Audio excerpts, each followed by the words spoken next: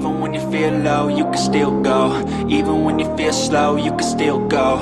Even when there's no hope, you can still go. I never answer to no, man, I still go. Go, go, go, go, go, go, go. What's up, ladies and gentlemen? It's your hostess with the mostest. It's Pastor Keenan back with another episode of People Suck, Love 'Em Anyways. And as always, I am joined by my hippity hip hop, up in the clouds guest, who always brings rays of sunshine, unicorns, and Reese's peanut butter cups. Talk to me, Nick. How are you doing, sir? Hey, I mean, at Reese's peanut cups, it's like Easter, like post-Easter season. So I mean, it's kind of time for like the Easter eggs. You know, the Reese's eggs. Those are the ones that everybody actually likes. Yeah. But you know, I've got a few of those. You got them stashed back from absolutely. Easter? Are they resurrected like Jesus, bro? I mean, that's like Easter was like a month and a half ago. I know. This is totally off topic, but you know, I was listening to a podcast earlier about this church who did an Easter service where the pastor wrestled the Easter bunny. Who won? I assume the guy wearing the Jesus T-shirt. I think that was the whole message. Oh, you know, yeah, just like go. You know, Jesus. Jesus is the reason for the season. Yeah, you know? Throwing rocks at the Easter bunny, putting him out of a job. That's unemployment rose to 12% now, and here we go. Now we have that whole situation, and now Santa Claus will be looking for a job before too long, and that whole situation. I'm pretty sure I saw him the other day, you know, walking around. Santa Claus. You know, I mean, yeah. I mean, anytime you see a guy with like a white beard and a red on, you know, it's just like, oh hey. There you go. I mean, it could be an awkward conversation. I mean, I don't know, but. Anyways, thank you guys for tuning in to another episode, for hitting that download button, for telling your family and friends about us and all of that good jazz. And tonight we're back with another episode, and we have a special guest with us. I know last week you had to listen to me and Nick harp back and forth, and so tonight we're going to break up the monotony of that with our special guest, Mr. Dan Jenkins, is on with us tonight. And this took a lot of convincing and coaxing and signing over rights of things and everything else, but he's here with us tonight. So, Dan, man, thank you so much for joining us. And before we go into the topics of discussion tonight, man, just tell us a little bit about yourself, who you are, where you're from, your friends, your family, all your stuff. Just list us all out there if you want to. Social Security, the whole 9 yards. Yeah, if you want to do that, you're more than welcome to. Address, credit card numbers, whatever. So can I start out with my birth date? Yeah, my first dog's name. Yeah, right? absolutely, and your fingerprints. Yeah, fingerprints. Whatever your passwords are. Yeah, right. Just go ahead, bro. So I was born in Indiana. Yes, sir. Moved to Ohio when I was in my early teens. I'm sorry. Oh, yeah, right. It just keeps getting worse, right, from here on out. Joined the Army from there. Yeah. Spent a couple days in the service, retired, and now I work as a government contractor doing IT services for the military. Right. So, as far as what's your span, what's your outreach as far as your government contracts? Where do you go? You go all over the U.S. You go all over the world. What are you doing? So, right now, my team mainly does Air Force applications. And so we move them from a data center into the cloud. Yeah. So where is the cloud?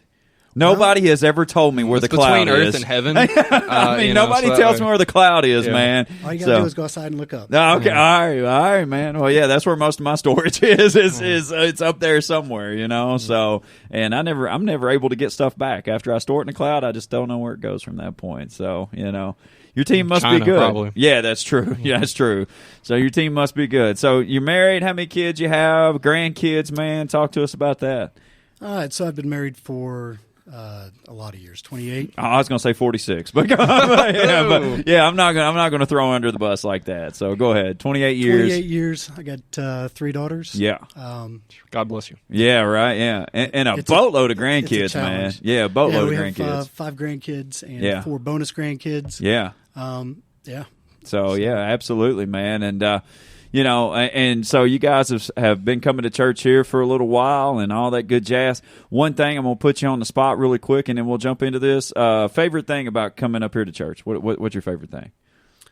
I like the way the message is delivered. Yeah, absolutely. See, he said nothing about you, Nick, whatsoever. It's fine. His daughter likes me. You know, it's fine. I talk to her, you know. So, yeah, you teach her. I talk to her, you talk to him. I mean, this is true. I'll give you that, man. So tonight, Nick's going to bring us a topic, a general news article that's been a controversial issue for a while now, and we know that we don't shy away from controversial topics here. We just kind of tell our opinion and go from there, and and hopefully we make good conversation with it. But we feel like we got somebody good with us as far as our guest tonight to kind of speak to that to the situation as well, and kind of give some outlook and opinion as well. So Nick, take it away here, man. Tell us what we're talking about tonight and how we can really combat this. Yeah, so I mean, if you again, I know we really need to reach out and do a couple more, I guess, international topics at some point. But this is a problem that happens in America. I would say, at least it's media talks about it more happening in America than any other country in the world. And which actually prompts a question. Maybe we'll get to that later, but that I've had for a while. Anyway, so we are going to be talking tonight a lot about school safety. I found this Washington Examiner article, and this is something that I've seen schools do, and I've seen school districts talk about a lot. But this article is from the Washington Examiner, saying that school districts require clear backpacks and install detectors to find weapons. Mm-hmm. Now, this school district it's talking about specifically is in Florida. Now, this is the school district that was the site of the 2018 mass shooting at Marjorie Stoneman Douglas High School in Parkland, where 17 people were killed by a lone gunman. I believe that was Nicholas Cruz. Yeah. And there was a lot that I'll dive, because I call myself a mini expert on him. Not really, but I've read a lot into this kid's backstory, which is pretty wild. We'll get into that a little bit later too. But the main thing I want to talk about, is just the general unease that we experience here in America lately. There's so many parents that are terrified to send their kids to school. There's so many people that are afraid to go out in public, these days because they are afraid of something happening, or they're afraid of, some person just walking in and causing their life to change dramatically, in a negative way. Right. I think it's just this is a topic that I think we as Americans specifically have been very. We have a lot of strong opinions about. I'll put it that absolutely, way. Yeah. There's both a lot sides of people. Of the fence. Absolutely, yeah. Both sides of the fence. I think that there's people who are that you'll hear the words gun control thrown out. You'll hear the words security thrown out. You'll hear the word why don't we, or you'll hear why don't we let veterans like him here just why don't we let people come in and do security, and why don't we have better like measures? Right. Why don't we have metal detectors? Yeah. And I think the thing that kind of hit me with this article is just the craziness of the fact that kids can't go you can't have your character backpacks anymore. You can't have the things that identify you and that kind of say, hey, this is what I like, this is who I am. Now these kids are having to come to school with clear backpacks, just to make sure that they're not bringing a weapon into school to do some kind of horrible harm to somebody.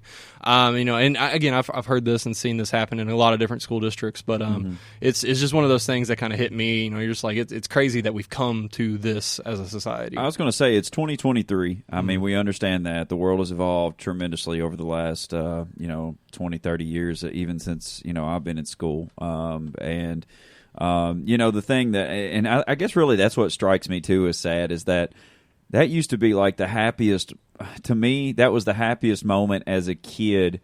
Like, I hated going to school as a kid, but like the happiest moment was picking out that book bag, that lunchbox, that back then we had like nap time, story time, whatever. Like, so you picked out like a little towel or something that you slept on, that you took nap time on. And, to think about things like that being taken away from kids these days because of, the evil that has evolved in the world, it's sad, but also I think we have to understand from a mindset that, as the world changes, evil evolves as well. We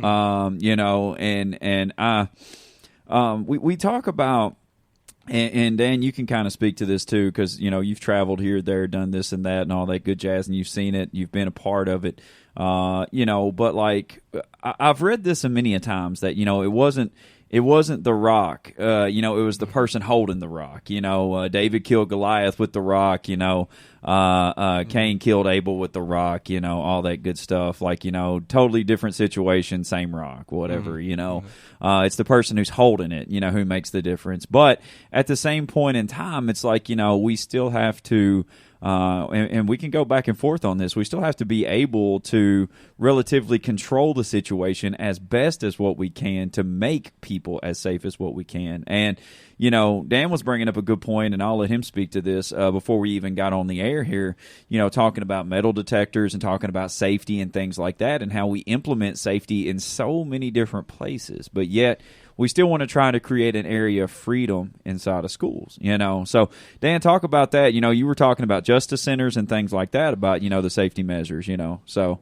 bring that into an example really quick. Yeah, so, I mean, even a lot of your theme parks, yeah, they require you to carry a clear backpack right. or nothing. Right. You know, I mean, I kind of get your point about, you know, that it's great to have your, you know, Spider-Man backpack. Right, yeah. Batman lunchbox. But right. I think it comes down to security. Yeah. Or not, right? Right, exactly. But we also have our kids go to school in uniforms in a lot of schools. Right. They're given up choice of the clothes they wear. Yeah. You know, so, I mean, to me, they're kind of the same, right? You're right. But if you want to we secure our, you know, our justice centers, we secure public buildings. Yeah. You know, I went to the Arch in St. Louis a couple weeks ago. Uh-huh.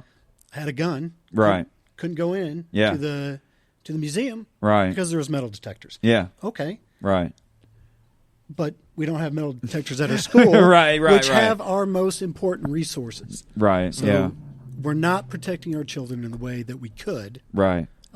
With a, you know, simple addition of metal detectors. Well, my question is, and Nick, you can speak to this too. Dan, we'll start with you. Do you think that freedom and safety can coexist in the same place? So I think that absolutely depends on your definition of freedom and your definition of safety. Of safety. So no. No.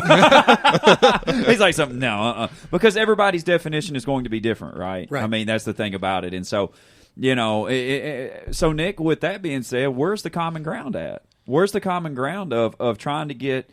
I get it. You're not going to please everybody. I understand that. But for the general onslaught of people who are either calling for change, or, you know, whatever the case is, how do we navigate that to where we can? Because here's the thing, and we're going to relate this to church too. Because, like, you know, I was even talking to this. You know, even just a couple of weeks ago, we had a security meeting here at church where it's like, even churches, you know, it doesn't matter. Like churches, you know, you're seeing time after time where mass shootings are starting to occur in churches. Because why? Because, you know, we don't have metal detectors. We don't have plans. We don't have this stuff. It's like, you know, just come as you are, da-da-da-da-da, so on and so forth. And before you know it, well, here we are. You know, you set yourself up for disaster in that regard. So, you know, you have to have a plan in place. You have to do this stuff. Where is the general landscape at? Where is the common ground, you know, in the fact of that? Yeah, I mean, and I think, you know, there's a lot of different, I guess you could say, you know, quote unquote solutions to that problem. And I think, you know, at the end of the day, and I used to teach this when I used to do like internet safety classes with kids, or when I used to talk to kids about, you know, like sexual assault harassment, how to prevent that, how to help, you know, talk about child abuse if it's happened to, you know, these different things, you know, sensitive topics that I've talked to students about. You know, the biggest thing that I try to portray to them, and when I try to talk to their parents about some of that stuff, was, you know, at the end of the day, you know, you want to be able to say that you did everything possible to keep your kids safe. Yeah. So that way, because at the end of the day, bad things happen. Yeah. You know, there are things that we cannot avoid, things that we cannot stop from happening. You know, bad things are going to happen all day, every day, somewhere. Right.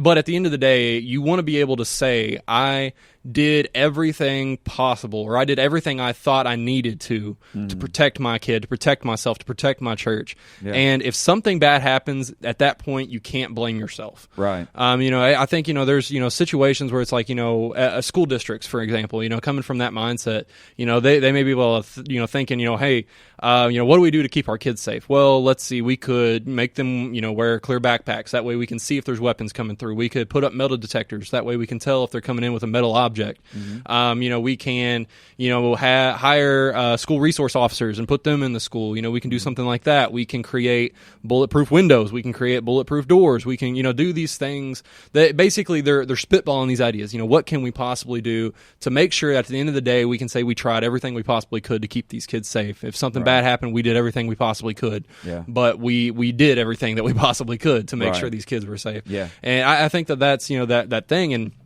a lot of time you run into that. And I think one of the biggest things was the that kind of causes some conflict even. I think of like the Patriot Act back after 9/11, how people were worried about, the government spying on their communications and things of that nature. But then you're like, well, the purpose of this was to keep people safe. So, we talk about that line, where is that difference between, giving up your freedom and that's protecting what I'm saying. other Yeah, people? exactly. That's what I was saying, like with the freedom and the safety, because you're always going to have those, I feel like, extremists on both ends. You're going to have the extremist of the safety where it's like you can never do enough.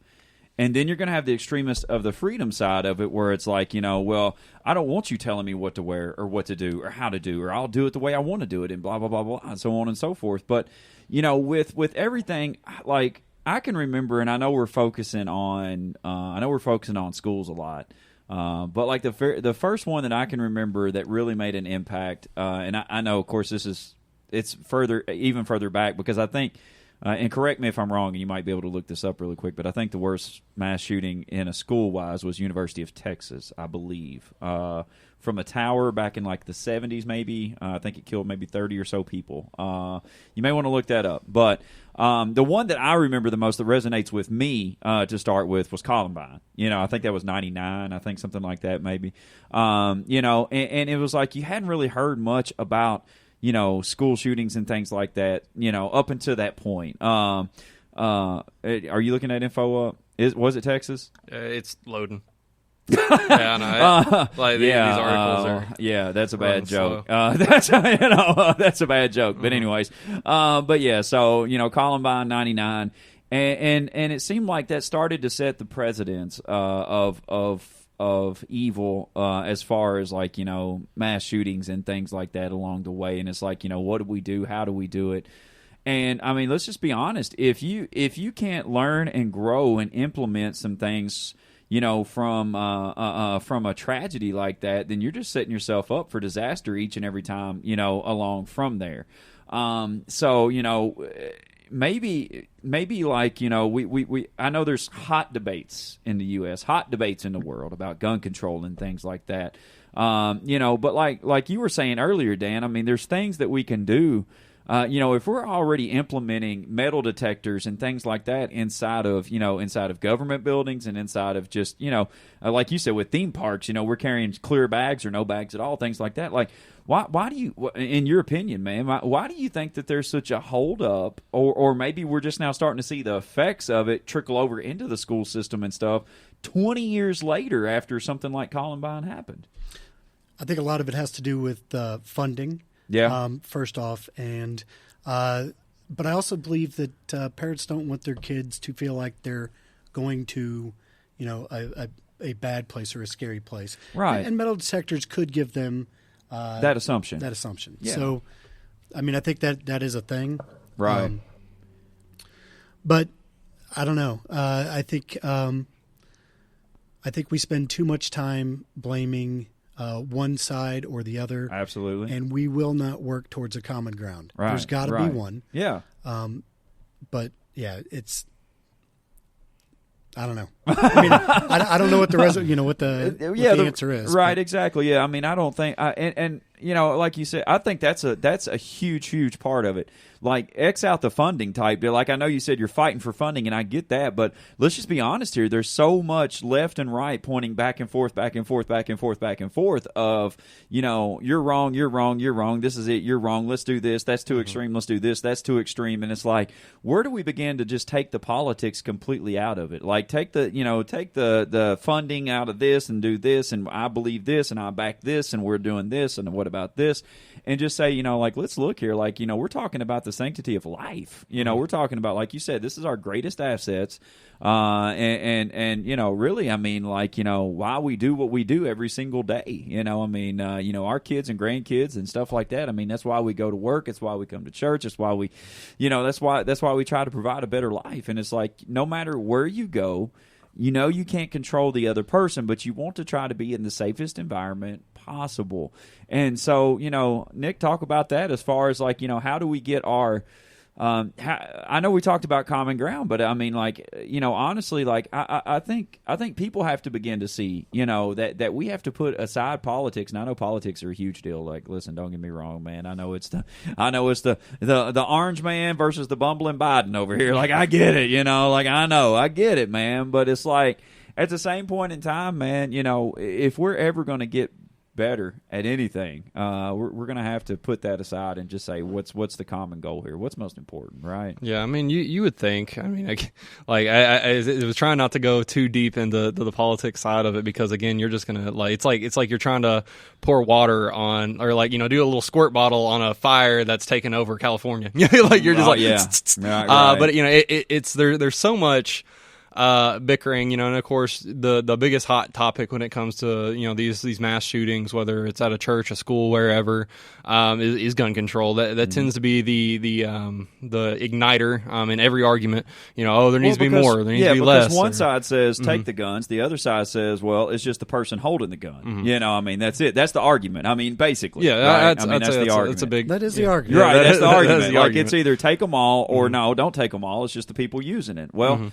Like, you can't, like, again, I think there's a fear, and you both can talk about this if you want to, but there's a fear, of course, of if you take all the guns, then the government has control over everything. Doesn't matter. You can't defend yourself. You can't do anything. Like, that's the deal, But if you leave the guns, then evil people have them, and everybody's going to die, right? And so it's like, and it might not be to that extent extreme, but I think, in a nutshell, it's kind of like the belief system from both sides, right? So if you want me to chime in? Yeah, go ahead, I'll bro. say exactly this. Tell me one gun control law that would have stopped any of the mass shootings. So only law-abiding citizens follow the law. Right. Shooting in and of itself means they are a criminal. Right. Yeah. They're not following the law. They're right. So that doesn't mean that they're going to go in and buy a gun. They didn't buy the gun legally or illegally. Yeah. I'm just saying they're already a criminal when they decide to do that. They're using the gun illegally. Yes, absolutely. Right. So that's what how it they boils down got to. it. I'm a very firm believer in the Second Amendment. Right. But I have bought. He's pointing a gun at me right now. I'm just playing. Yeah, I'm just playing. There's an AR under the table. Here we now. go. No. Go ahead. But there is a pretty rigorous process to buy a gun. Yeah. I've never seen the loopholes that are always discussed, by the pundits. But I will say that only. And I'll leave it at that. Only the law-abiding follow the law. Right, absolutely. Well, again, I don't know the statistics about this, and Nick, maybe you could look this up for me and chime it in again, but I feel like that most of the shootings that are happening, that whenever they go back and they dive deep into the purchases, like, of guns and stuff, that most people purchase them legally. I'd say it's something along those lines. Sometimes they'll borrow them from parents, grandparents, right? And you take, like, the more recent one that happened in Louisville here not too long ago with the bank. Yeah. He went in and legally bought those firearms, which part of his manifesto was, I wanted to prove how easy it is to go in and buy a gun and then go kill people. Right. Which that's a mentally that person wasn't there, quite in the which brings another point. You also got the 6-year-old that shot his teacher. Yeah, right? exactly. So right. he didn't buy that gun legally, and his parents were absolutely negligent. Yes. In storage of that weapon, but right. Would you? Because I know there's a lot going on. I know there's debates about mental health. I know there's debates about negligence. I know there's things like that. Would you? And both of you can answer this. Would you agree that gun safety and let's just say gun knowledge, I guess you could say, makes a difference in how people use, operate, and the mind process of owning one. Oh, yeah. You think so? So, absolutely. So, again, I'm a big 2A guy, but, yeah. My daughter has shot my pistols a couple times. Right. She understands how they work and that they're not a toy. Yeah, exactly. And if you are going to be a gun owner, you have to make sure that the people in the house understand that. Right. Because it's not a toy. Yeah. It's a tool. Yeah. That can very easily be misused. Right. What do you think, Nick? Yeah, I mean, I agree. I think It surprised me. First off, it surprised me that you have your concealed carry, right? No. Oh, you don't? No, Kentucky, when they passed their law that you could conceal carry without a permit, I just never fooled with it. It was like right when I turned 21. Right. So I just never made that. But you jump. own and carry and all that good yeah, stuff. Yeah. Right. I mean, I've been around guns since I was, really little. Yeah. But I mean, and it's one of those things, again, though, that my dad taught me how to use it, taught me how to shoot it, taught me how, the safety, techniques with it, all those sorts of things. And, but again, just to think that, there's been times that, you get those intrusive thoughts, that you can use, that this object right here can be used to do horrible, horrible things. Right. Like, it's one of those things that, you're like, okay, if this thing could be used to end my own life, this thing could be used to end that life of that bully down the road who won't leave me alone. This thing can be used to create horrible, horrible things, but it can also be used to save other people's lives. I think that kind of goes into that whole argument that we just kind of mentioned briefly, the whole, Cain used a rock to kill somebody for the wrong reasons, but David used a rock to kill somebody for the right reasons. Well, I think here's a good question. Because here's the thing, and I was thinking about this earlier. So whenever whenever people think about suicide, right? Suicide it's like you don't want to suffer anymore, so you try to do it as quick as possible, right? Like within a snap of a finger.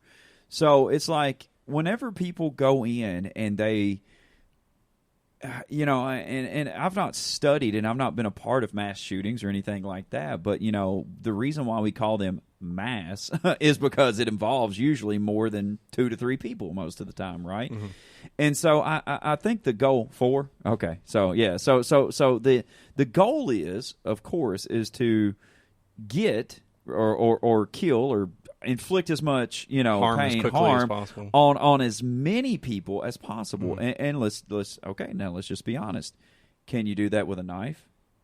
Not as easily. No. Right? Can you do that with a throwing star? I mean, are those things? I mean, can you do that? We have ninjas walking around high schools. Exactly. But you get what I'm saying, though. Mm-hmm. Like the preferred choice or method usually becomes a gun because you inflict more violence quicker in that process. It's more about range. Range? It's more about range, right? So there was a stabbing, I believe, in New York subway where some dude stabbed like 20 minutes. Every 20 minutes, there's a stabbing. Well, but somebody stabbed like 17 people. Wow. It was something crazy. Yeah. But they're all in tight quarters. Right. Okay? Yeah. That is actually, again, my opinion, where a gun is detrimental because you don't have the room to maneuver and too many people can grab it. Uh-huh. But a knife is an up-close and personal weapon. Right. So the reason that guns are used is because of the range, right? So I don't have to move to shoot more people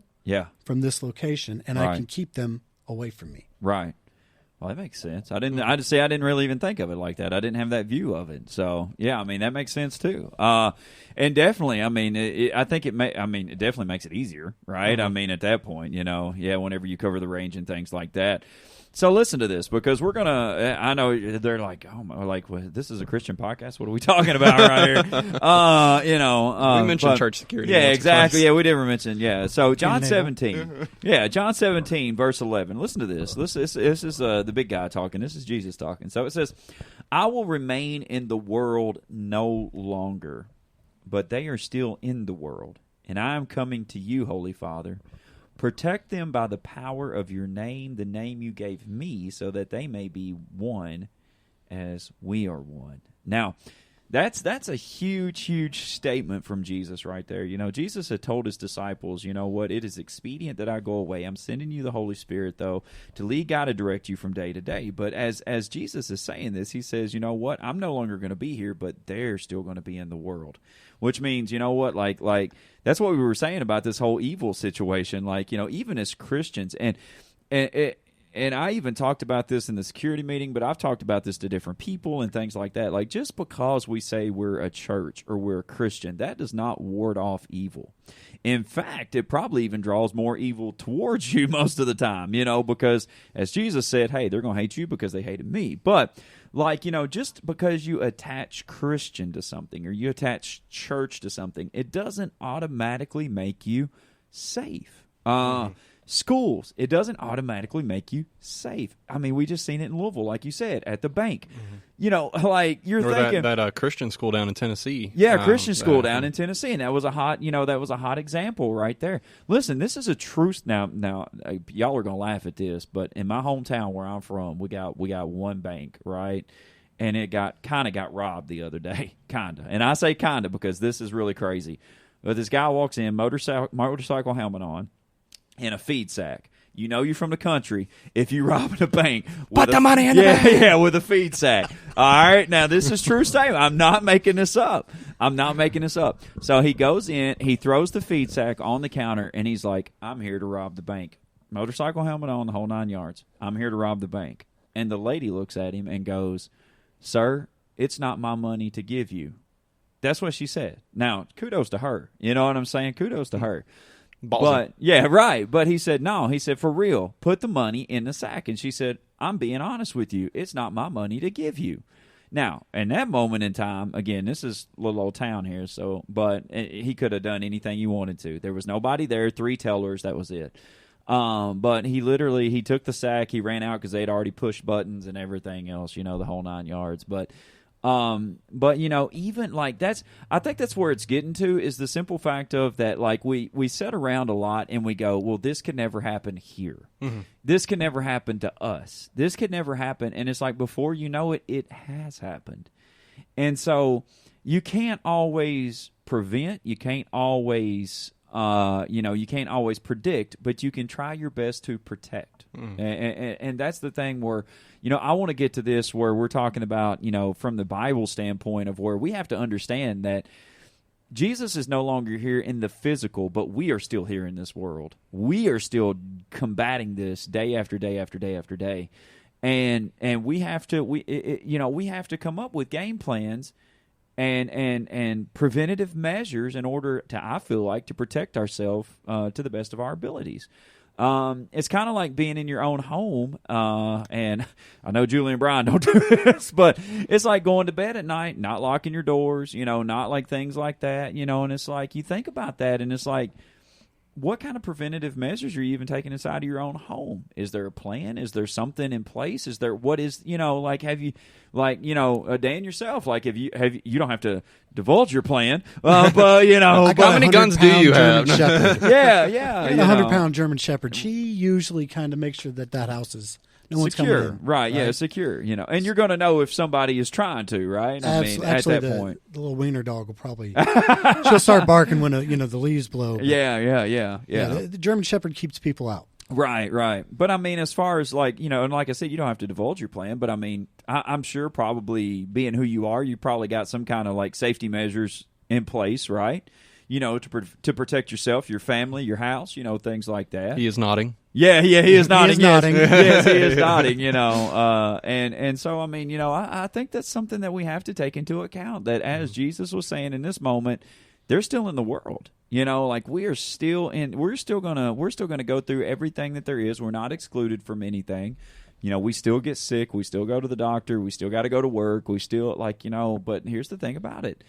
Evil is getting closer and closer to small towns every single day. And I'm not saying that evil doesn't reside in small towns. I'm just saying that, that like, I think really the shooting in Louisville kind of woke people up, even in Kentucky, going, wait a minute now, like this is starting to get real. This is, and it never seems to get real until it happens to you, or in this area or something like that. So, it even gets more real to that point. So, what would you say, Nick, to somebody who is who is, I don't know, man, just scared to step out of their front door anymore? You know what I'm saying? I mean, scared to go to Walmart, scared to come to church, scared to go to the bank. What would you say to somebody like that, man? Yeah, and I think, and I think of the easiest way in it, because this is a Christian podcast. To me, I like to don't go cliche on me. Cliche, God's right? with you God is every with you. day. He'll shield them bullets Right. from you every No. Like, don't go cliche on me, bro. But, Come on now. I really do believe that we as a society have just grown too fearful.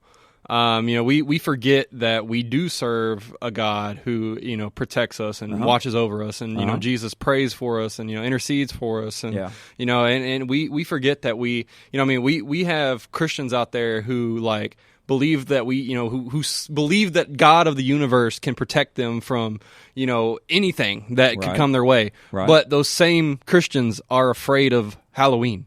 Right. we have such a weird. Start a whole. I know. You're gonna right? start a whole nother tidal wave. We're afraid of Halloween. We're afraid of yoga. Yeah. We're afraid. We're afraid of yoga. We're afraid of crystals. We're afraid. But we get so fearful over such silly things. And I think statistically, how likely is it that we're going to walk in to the mall in Elizabethtown, Kentucky, and somebody's going to walk in there and shoot up the place? Right. But again, at the same point in time, that is why people carry. That is why concealed carry is a thing. Because there are people concerned that, what if something happened? I think I've told this story before in the podcast, but I mean, I used to, I dated a girl once a long time ago, and we were in Steak and Shake in Elizabethtown. Shady as all get out. I'm just kidding.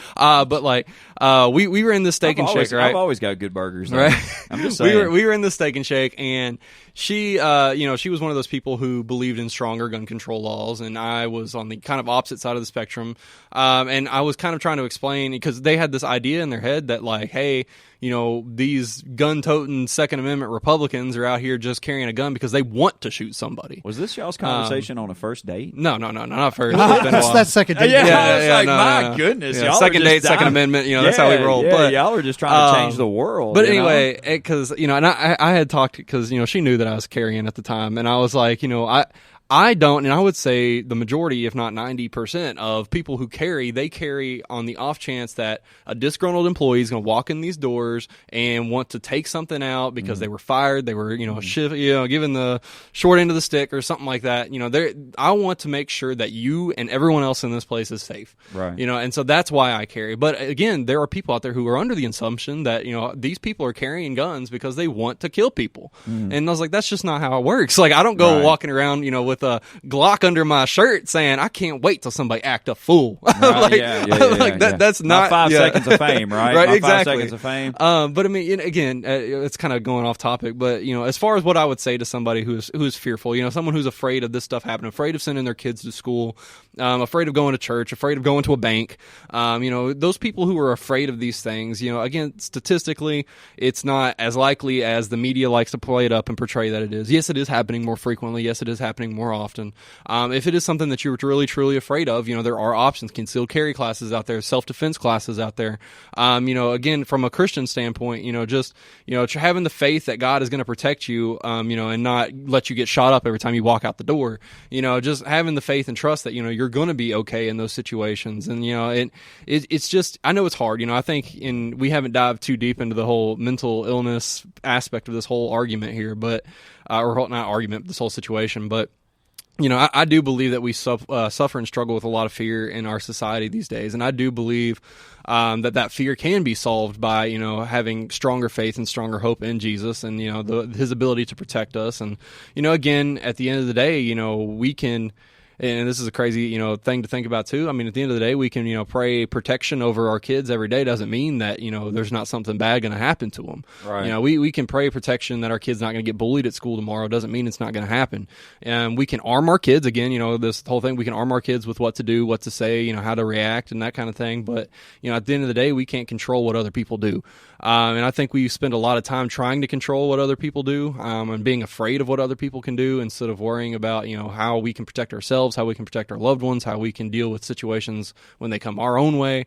And it becomes, again, this is such a heavy topic, and there's so much to unpack, so many different opinions, so many different thoughts, so many different quote unquote solutions that I'm people about can to bring mess up. everybody up Yeah, and go go in a ahead. whole different direction. Oh, ahead. no, you go ahead and do No, what you no, think. no, I was no. just saying I was about ready to go in a whole different direction, but And again, I think, and this is something that I thought about, not to throw us in another direction, but we got all I night. think I know, right? I don't know what time Dan's going over here home. like I don't have all night. I don't know what you're talking about. Exactly. He's got a whole bottle of Powerade left, so Yeah, he's yeah, ready to yeah, go. yeah, he's ready to go. I'm good for an hour. No, but one thing that has always, I guess, something that I've always thought about is that, when you take a school shooting, for example, or even a church shooting, and, the people who perpetrate, the people who do these horrible, evil acts, they are usually from that flock. They went to that school, they went to that church, they worked at that business.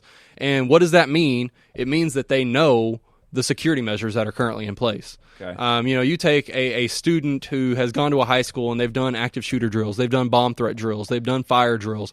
This kid knows the ins and outs. They know where the kids go when they evacuate. They know where the kids go in that room that's dark right now. There's not kids in there, surely not. They know these things. They have been trained alongside their fellow classmates. They've been trained alongside their fellow, churchgoers or their fellow employees or coworkers, however you want to say that.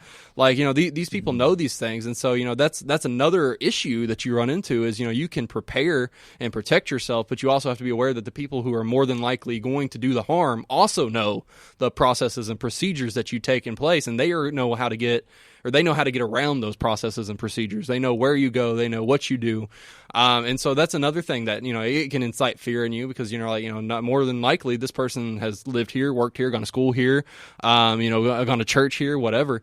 So it is definitely one of those things that makes things a little bit more, I guess, scary, because more than likely this person knows how we stay safe, and so you kind of have to put things in place that somebody who even knows the ins and out of the organization still can't get past. Right. Like a bulletproof door. It's going to be hard for a general teenager to know how to get past a bulletproof door and hurt somebody inside of that. Yeah. And you take things like that, you have to find measures and things that you can do that will protect people regardless of if they came from that situation or not. Right. Go ahead, Dan. So if you notice, none of the mass shootings are really in a hardened target, right?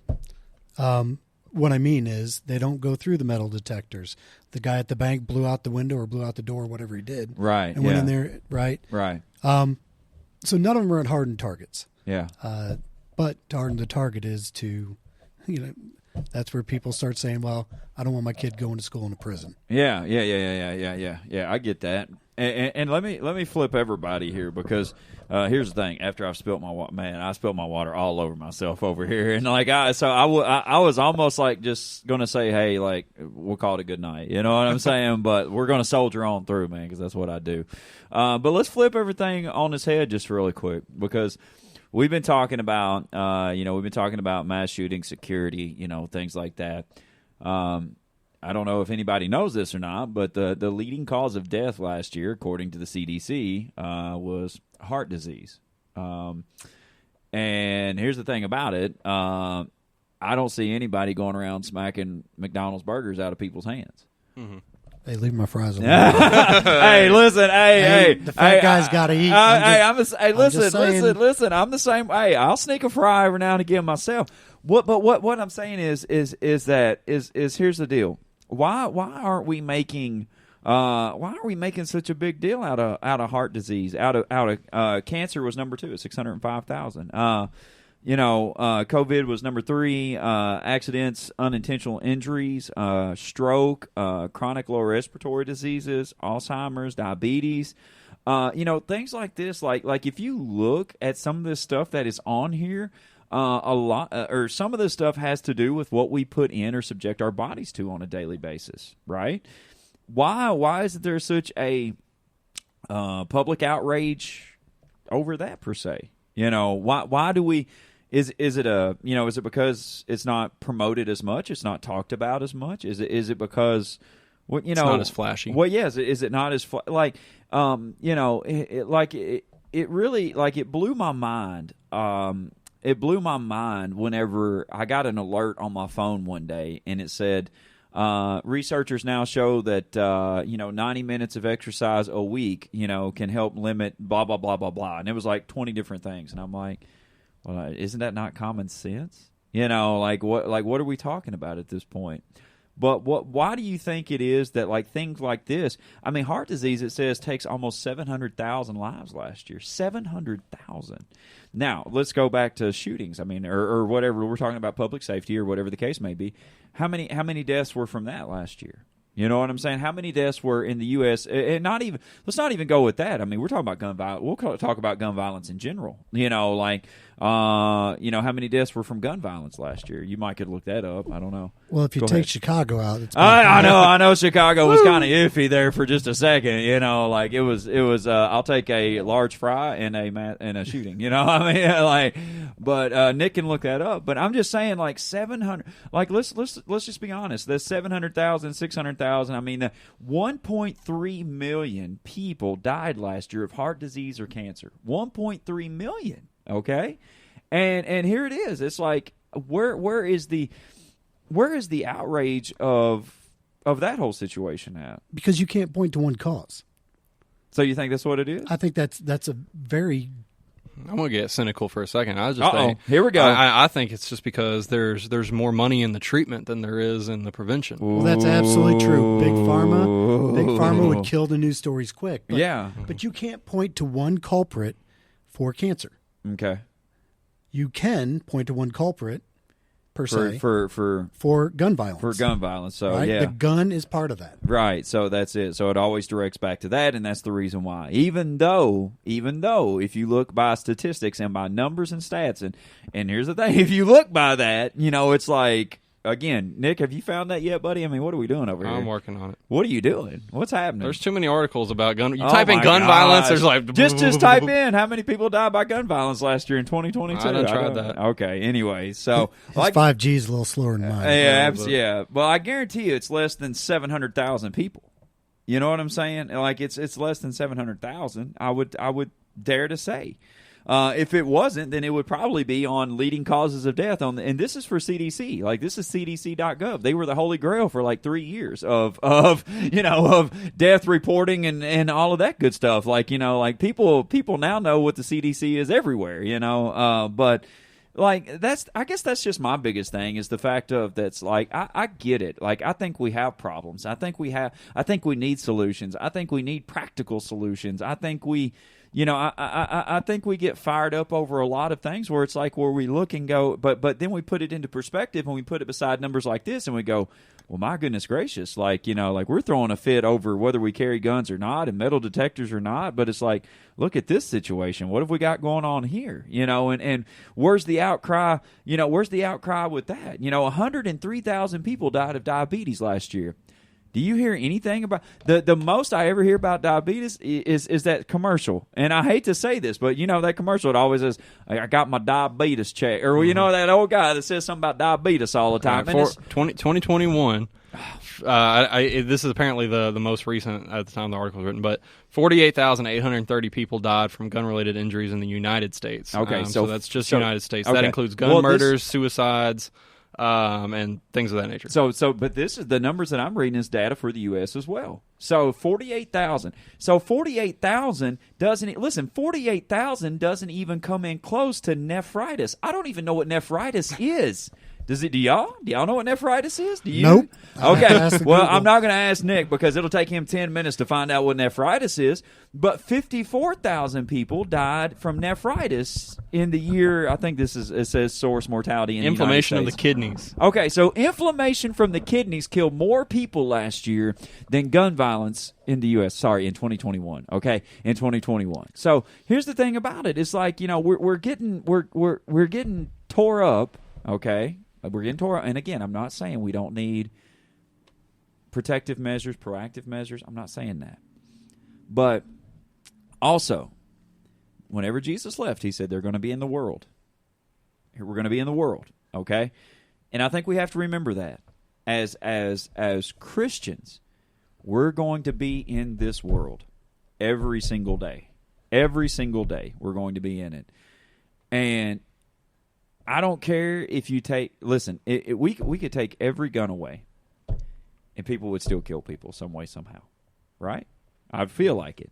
Right? McDonald's kills people every day. Well, this is true, and that's what I'm getting to. Nonsense. Yeah, I know, man, I know, but that's what I'm getting to. At the end of the day, it's like, you can take all of this stuff away, but there's still going to be things that are going to take you out. Okay, there's still going to be things that are going to take you out. Your child, and this is a alarming statistic. Your child is more likely to be obese than to be killed in school. Because that food ain't killing them. Think about that. Well, this is true, but think about that. Think about that now. Like put that into perspective just for a second. You know what I'm saying? So again, I'm not saying that there shouldn't be proactive measures and things like that, but what I think we have to understand is that we have to take our head out of our donkeys. Yeah, I mean, pretty much, for lack of better terms, and just kind of say, hey, look, let's put this into perspective. The outrage that comes, I get the outrage and I understand it, but we also have to understand too that, where's the outrage with this other stuff, man? Where's the outrage with it? And I like what you said, Dan. I think there's not one clear point, cause, cut, situation with this. But it still doesn't mean it's not important, I don't think, right? Oh, I think it's absolutely important. But you don't have that the person on the other end of on the other end. Most of those causes of death, the person on the other end is also inflicted the person on that themselves. Right. Mm-hmm. Inflicted on themselves. So and I can see that. I can see that. Medical conditions are not always inflicted upon themselves, but Right. But choices, exposures, things like that, and maybe that's a great way of looking at it, and maybe that's a good way that I can open up my eyes and look at it and say, through violence and gun violence and things like that, people don't choose to die; they're just kind of caught up in the situation. You know what I'm saying? Like in this regard, like you said, people don't always choose their circumstances, but you kind of do choose what you expose your body to and things like that on the daily. So, but yeah, man. So. Nick, how important is it, do you think? Let's kind of close it out with this tonight. How important is it, do you think, that places, establishments, have a good, secure plan as to what would happen in a situation like Louisville or Columbine or at the Christian school or something like that? Like, how important do you think it is? I think it's very important to make sure you have plans, processes, procedures, all that stuff in place to know how to handle a horrible act, whether that's somebody working with the kids doing something to the kid they shouldn't be doing, or whether that's a shooter coming in the building, or maybe it's a adult coming in that shouldn't be taking a kid and taking the kid with them.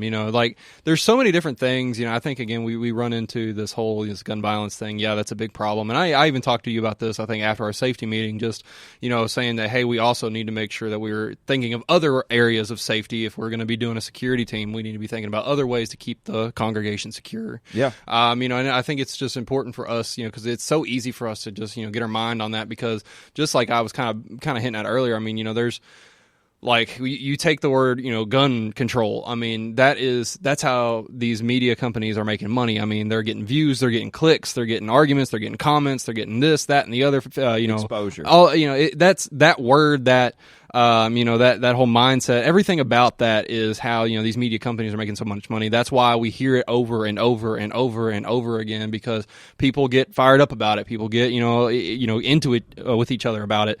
It's one of those things that just, again, people just get crazy about. But, I think we also need to be thinking about other ways to keep these people secure, whether that's, making sure the kids in the schools are getting proper, therapeutic type situations, like if a kid, like I said, I had this conversation before, I remember people in my school getting reported for suicidation, or suicidality, talking about how they wanted to hurt themselves or, kill themselves, and, they would get reported to somebody, but nobody would ever come to that kid. Dropped, right. Nobody would ever come to that kid and talk to that kid, and I know I mentioned this in the very beginning, but like Nicholas Cruz, the one who did that Florida shooting that I was talking about in the very beginning, that kid had I mean, he was dealing with racist thoughts. He was hurting himself, threatening to kill other people. He made videos saying that he was going to go kill people at his school. I mean, like, there was so many red flags that were just walked over. Pushed up, right. I mean, I read he had a person come to his house and do a psychiatric evaluation on him, and they passed him even though what he was saying should not have passed him. Right. You know, the stuff that he was talking about, the things that he was dealing with, that therapist, whoever it was that talked to that kid, basically threw it under the rug and ignored it and said it was just normal teenage angst. Wow. But I mean, you know, there were so many people in that kid's life alone that could have stepped in and try to prevent what happened. Yeah. You know, and it's so quick for us to say, oh, it's the gun's fault. But again, we forget all the people who failed, the people who did these things. Right. You know, the preventative measures that weren't put in place. You know, how many kids out there every day are getting reported to their counselors and nobody's talking to them, nobody's helping them. Right. You know, same with adults. I mean, you take the guy in Louisville who had, you know, a lot of they think he had a lot of TBI issues, you know, traumatic brain injuries, things like that. You know, and they said he wore a padded helmet. He wore a padded helmet during basketball. Yeah, during because basketball, of so many concussions. Right. Yeah. And you know, there was so many things again, you know, that weren't properly addressed or weren't properly handled. So many people out there who don't take medication like they're supposed to do.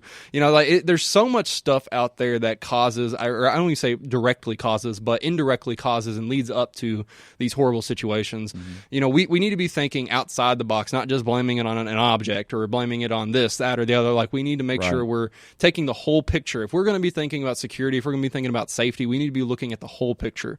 What can we do to make sure that these people are safe, that they feel safe, that they're heard, that they're comfortable, that they're not, you know, thinking these things, or they're getting help if they are thinking these things. Mm-hmm. And again, understanding at the end of the day, you're not going to be able to stop everything. Right. You know, there are people out there that I have personally worked with, who, and kids even, that I have personally worked with, that you could tell them, you know, you could put every ounce of effort you want to into that kid, and they're still going to look at you and stab you. Oh, yeah. Like, I mean, I have worked with kids who, I mean, you would call them like little sociopaths.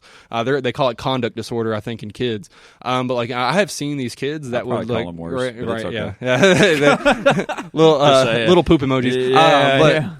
Like, you know, I mean, I have worked around kids before that have serious mental issues. I've worked around adults that have serious mental issues, and you know, there's not a lot of help. There's not a lot of I guess funding into that department. I mean, you know, there's so many kids and there's so many adults out there struggling with mental illness, substance abuse, all these sorts of things. And not to say that everybody who struggles with mental illness or substance abuse is going to go kill a bunch of people. That's not true at all. But you know, I think it's still important for us to make sure that we are doing everything we can to help people. You know, especially, you know, from a church standpoint, you know, that's what we should be doing. I made that thing in the security meeting we had. You know, when people are walking through the door, new people, you know, people on the security team walking up to that person, introducing themselves, getting to know that person, talking to them. Mm-hmm. You know, I mean, if you can do that, you may be able to prevent that person from doing something. You may be able to get to know that person well enough to say, hey, they're acting weird today, something's up. Right. You know, just being able to get to know these people, know their backgrounds, know their histories, you know, talk to these people, get to know them, love on them. You know, it's very, very important, and I think that that's something that we need to think about in all aspects of society. Yeah, and Dan, you're coming out of, I mean, you know, you retired from what branch? What branch? I was in the Army. Oh, okay, so you retired from the Army. You know, I think Nick brought up a good point right there. You can speak to this real quick before we shut it down, but do you think that even people, and I mean, we've seen this a lot over the last little bit, do you think people that are that are in the military and things like that, do you think that that there could be definitely better help programs and things like that for them coming out of battle, coming out of the Army and things like that to help? Oh, absolutely. You know, that's been proven, right? I mean, right. If they didn't need help, the VA wouldn't exist. Right, exactly. But I will say that the one thing I think that's overlooked a lot, and it goes to a lot of things you were saying, but it all goes back to awareness. Right? Yeah. If you are actually aware of your surroundings, and paying attention, yes, you will see some of the red flags. Yes, you will see that person struggling that may just need a hug. Right. Right. I mean, so not everybody's a threat. Somebody may just need help. Yeah. But you have to be aware. Right. And that would actually solve a lot of maybe not solve, but definitely intervene early in a lot of those cases. But veterans, yes, absolutely. Veterans need better. They need to be taken care of better than what they are. Yeah. I mean, there's effort, right? Right. I'm not going to bash the government. Right. I will. So first of all, like there is so many like, and this is just I get a my small mailbox pulpit of money mine, every right? month. So I'll say I don't get money from the government. Well, so like, but I mean, this is something, just speaking from that regard itself. The way that the country treats some veterans after they come back from defending the country is just I guess shocking is not a strong enough word. It's crazy to me that we pour so much money into helping people from. And again, not to say we don't need to help people from other countries. As Christians, we're called to help, spread the gospel to all nations. Right. But the amount of money and effort and time we spend on helping people, cross a border or migrate from across a different, country across the water, like the amount of money and effort we pour into a war in another country versus the amount of effort and time and money we pour into the citizens of our country or the people who used to fight for our country, is shocking to me. Yeah. And again, I don't think that's a strong enough word, but I think it's just one of those things, because I mean, I've seen, the impacts, of PTSD on lives of not only the veteran but their families.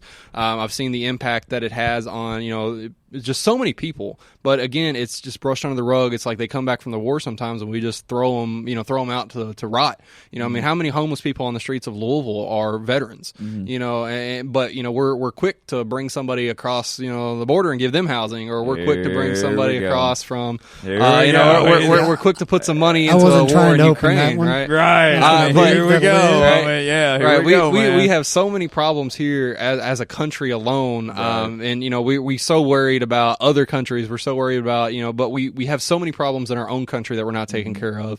And we'd sooner, when the Derby rolls around, we'd sooner push all the homeless people off the street and into a cave, because we want it to look good rather than actually acknowledge the problem and deal with it. Right. We have so many different, aspects of society. I just had this conversation with someone the other day about how many people just in a small town like this, or, Elizabethtown next door over to us, like how many homeless people, how many drug addicted people, how many people struggling there are that we don't know about. But I've seen, through the different, jobs and opportunities I've had, and it was mind blowing to me when I was, just working into college, and I was seeing how many homeless people there was in Elizabethtown, Kentucky.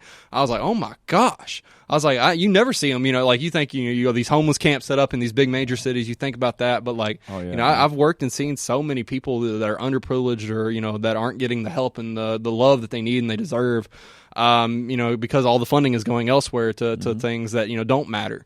And we're seeing a lot of negative effects of that. We were seeing constant streams of just, people struggling.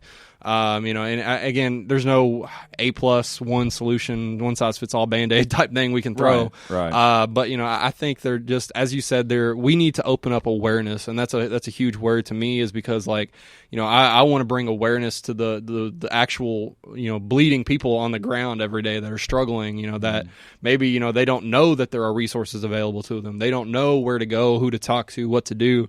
I want to make sure that we are doing our job to bring awareness, so that way other people know what to do, how to get help, where to go, and that this is actually a problem that I need to address. Yes, it is. Go over here. Let's do some stuff. Yeah. Because it's so easy for us, and as you kind of mentioned earlier, it's so easy for us to throw that thoughts and prayers up on Facebook. Oh yeah. But how many of us are actually out here on the ground doing and taking action to help people, and trying to enact change, and trying to think through possibilities, and all these sorts of things, and trying to be aware and bring awareness. Absolutely. And I think that's just and not to. Sorry for cutting you off, but it's just one of those things that I've been very passionate about. Like I've seen happen so often. He parked the car, and now you've been driving for like 12 minutes. You know what I'm saying? So I went and ordered some food and got it and came back. Yeah, was it McDonald's? Fiji no, it wasn't. No, it was not. But yeah, what do you anything to say to that, Dan? I mean, as far as what you were talking about with just help and things like that. No, I mean, yes, there is a major problem in America. Mental health awareness is huge. Right. But it's huge not only in the military veteran population. The average person walking down the street could have PTSD. Right. So I don't want to pigeonhole anybody. Yeah. I don't know, man. I say we got to start caring about somebody else besides ourselves. Yeah, absolutely. Absolutely. At some point. Yeah. Now, what that point is, I mean, that changes with people, right? Right, absolutely. People suck. Love them anyhow. Love them anyways, man. That's it. So, but yeah, I mean, just to remind people one more time tonight before we go, like, Jesus said, he's leaving this world, but we're stuck in it. We're here, man. We're like, this is it. This is what we do every single day. And, we're, bottom line is whenever you get up and get out of bed and you walk out of your house in the morning, you take a chance. No matter where you're at. If you're in your car, you take a chance. If you're at your job, you take a chance. If you're at church, you take a chance. Walmart, you take a huge chance. Just better whatever. know where you're going. Yeah, exactly. I mean, so we just have that chance every single day, no matter what. And so we have to know that. We have to understand that. But like we've said time and time again, we have to know that. We have to be secure with who we are, and with our relationship, with Jesus and things like that, and and just hope for the best. I think that's it. I think that's what we do. We hope for the best, and go from there. So, Dan, I appreciate you being on with us tonight, man. Thank you for your service to our country, and thank you for your service to People Suck, Love Them Anyways, to hang out with us. Thank you for listening to your wife and coming on anyways. We'll give her props, She's the smart one. Yeah, it wasn't near as bad, right, as what you thought it was going to be. It was painful, man. Painful. Worse than the dentist. Yeah, man. Well, I expect that tip, too, then. Like you pay the dentist. So, but anyways, tell your friends, tell your family, man. Hit that download button. And again, we're across all major platforms. So hit that download button. We love you guys. Be blessed. Have a good week. And we'll see you again next week. Even when you feel low, you can still go. Even when you feel slow, you can still go. Even when there's no hope, you can still go. I never answer to no, man, I still go. Go, go. Thank you to everyone for listening to the People Suck But Love Them Anyways podcast. As always, you can check us out on Facebook at Fruition Church, YouTube at Fruition Church of Hodgenville, and check out our website at www.fruitionchurchky.org. Remember, don't suck and love people. Even when you feel low, you can still go. Even when you feel slow, you can still go. Even when there's no hope, you can still go. I never answer to no, man, I still go.